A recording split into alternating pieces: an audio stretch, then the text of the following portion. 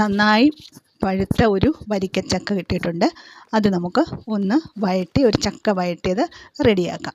അതിനായി നമ്മൾ ചക്കച്ചുള പറിച്ച് എല്ലാം വൃത്തിയാക്കി നന്നായി അതിൻ്റെ ചകിണിയും എല്ലാം കളഞ്ഞതിന് ശേഷം രണ്ടായിട്ട് മുറിച്ച് മിക്സിയുടെ ജാറിലിട്ട് അരച്ച് പൾപ്പാക്കി എടുക്കണം. ചിലർ ഈ ചക്കച്ചുള കുക്കറിനകത്തിലിട്ട് വേവിച്ച് വെള്ളം ഒഴിച്ച് വേവിച്ചൊക്കെ എടുക്കും. പക്ഷേ അതിനേക്കാൾ നല്ലത് ഡയറക്റ്റ് ഈ ചക്കച്ചുള മിക്സിക്കകത്തിലിട്ട് അരച്ച് പൾപ്പാക്കി എടുക്കുന്നതാണ്. അപ്പോൾ ഒട്ടും ജലാംശം ഇതിനകത്ത് വരത്തില്ല. അതിനുശേഷം ചുവട് കട്ടിയുള്ള ഒരു പാത്രം, അതായത് ഓട്ടുരുളി ആയിരിക്കും ഏറ്റവും ബെസ്റ്റ്. ഒരു ഓട്ടുരുളി അടുപ്പിൽ വെച്ച് ശേഷം ശർക്കര പാനിയാക്കി ഇത് ഓട്ടുരുളിയിൽ ഒഴിക്കുക.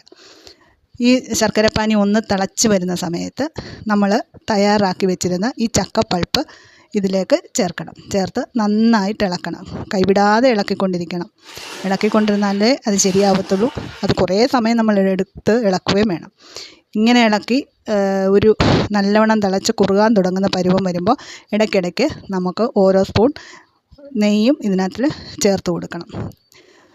കുറച്ച് നെയ്യുടെ ആവശ്യമുണ്ട്. കുറേശ്ശെ നെയ്യ് ഈ ചക്കക്കൂട്ടിനകത്തിലോട്ട് ചേർത്ത് കൊടുത്ത് നന്നായിട്ട് ഇളക്കുക.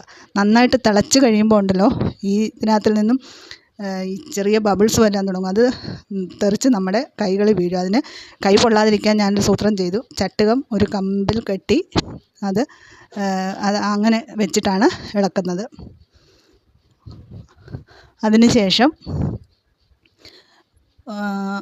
കുറേ പാകമായി കഴിയുമ്പോൾ വെള്ളം പറ്റി ഇങ്ങനെ ഉരുളിൽ നിന്ന് വിട്ട് വരുന്ന പരുവമാകുമ്പോൾ നമുക്കതിലേക്ക് ഏലക്കായും ചുക്കും ജീരകവും കൂടെ പൊടിച്ച പൊടിയും കൂടെ ചേർത്ത് വീണ്ടും നന്നായി ഇളക്കി നെയ്യും ഒഴിച്ച് ചേർത്ത് ഇളക്കിക്കൊണ്ടേയിരിക്കണം.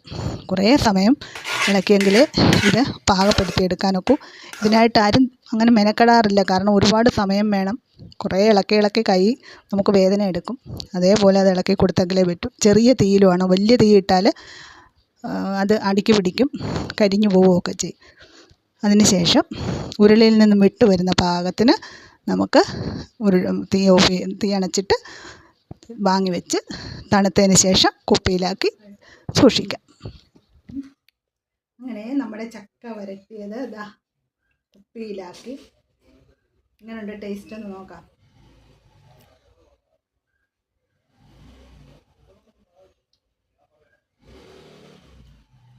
സൂപ്പർ.